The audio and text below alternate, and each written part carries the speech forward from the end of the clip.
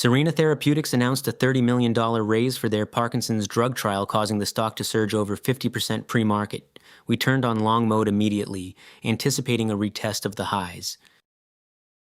Rater trading adds on the break of the 1-minute and 5-minute candles, but price gets rejected at the previous high of day, forming a double top. As price drifts back below our cost basis, the algorithm de-risks immediately, locking in a small profit, clean and disciplined. 7 minutes of choppy price action before our first strategic double-down triggers at 192.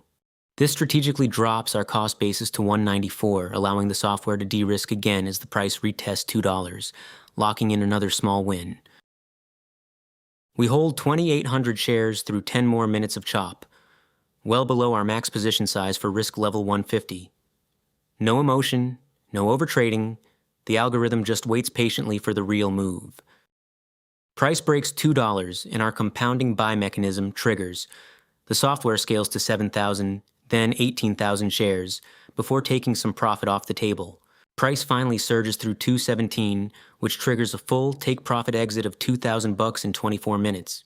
Not too shabby. Learn more at registrational.com. New trade recap every day. Subscribe, and I'll see you on the next one.